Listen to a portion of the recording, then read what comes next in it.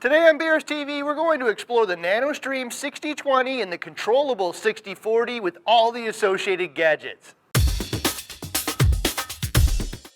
Hi, I'm Ryan, your host of BRStv, where each week we cover a new topic related to reefing. This week we're going to install a couple of Tun's Nano streams. We'll show you how to assemble them, how they function, and how to program the controllable 6040. The 6020 is a single-speed AC powerhead which does about 660 gallons an hour.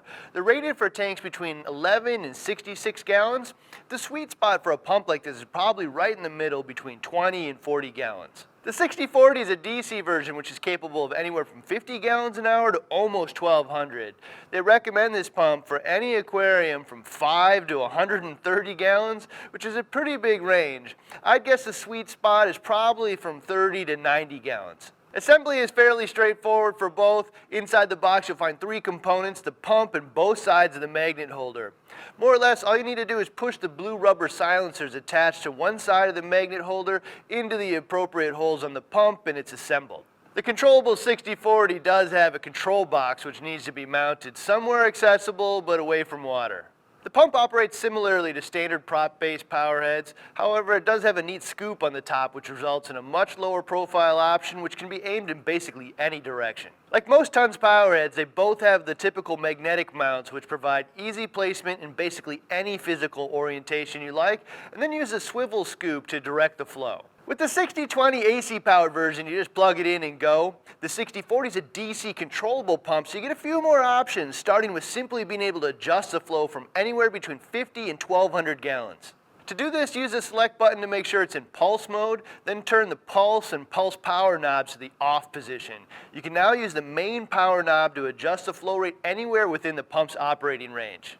Using the same pulse mode, you can obviously set up pulses as well. To do that, just adjust the pulse knob in the middle. It ranges anywhere from between 2 seconds on-off pulses to 10-second pulses. What's particularly cool is you don't have to settle for simple on-off functionality. You can use the main power knob for the primary pulse, which right now I have set to 90%, and the bottom knob adjusts the alternating side of the pulse, which right now is set at off. So the pump is on for 90% for 2 seconds and off for 2 seconds, and then repeats continuously. In this mode, if you turn the bottom pulse power knob up to say 30%, the pump will now alternate between 90% for 2 seconds and 30% for 2 seconds, which many people will find way more valuable than a simple on-off function. The pump also has a wave function to produce a standing wave in the tank. To do this, set the main power to 100%, the pulse to 50%, and the pulse power to off. Now hit the select button until auto adjust is lit and wait 3 seconds. You'll start by slowly increasing the length of the pulses until you get the standing wave you're looking for. Then hit the select button and it'll say wave OK. You can then use the pulse dial for finer adjustments. One useful tip here is the reason they make you wait 3 seconds before the auto adjust starts is to allow you time to cycle through the various modes without losing your wave settings. As long as you don't let it stop on auto adjust for more than 3 seconds, it'll keep its wave settings intact. If you leave it there for more than 3 seconds, the controller assumes you want to do the auto adjust process again. The next setting is external control. This allows you to connect the pump to a more advanced external controller like some of the other Tun's controllers, or even an aquarium controller like an Apex. In addition to this, since the pump comes with a built-in controller, you can connect it to another 6040. This will use one controller to operate either both pumps synced in parallel together, or you can set them to operate inversely to each other so one turns off when the other turns on.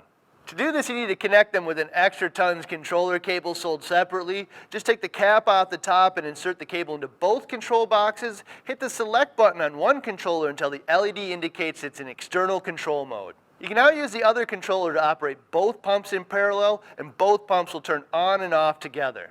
If you want them to operate inversely, on the other controller, switch the mode to pulse and then hold down the feed mode for 5 seconds until the pulse LED starts flashing. They should now be alternating back and forth. The effect is easiest to notice visually with the pulses set to something short like a few seconds and the pulse strength set to off. Like all the controllable Tun's pumps, you can also hook up a photo cell which ramps your pump up and down with the photo period. The cell detects light intensity and adjusts your pump accordingly.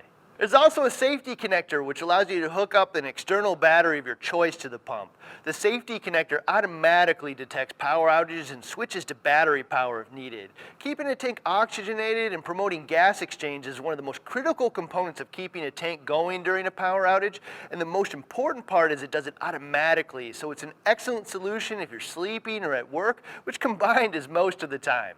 Last tip here, if you want to control multiple 60/40s and run the photocell, you'll also need to pick up a Y adapter. The Y adapter will also include all the cords you need. If you have any tips or questions for other reefers, check out the comments area down below. If you haven't already, hit that subscribe button because we release new reefing videos every week. See you next week with another episode of BRStv.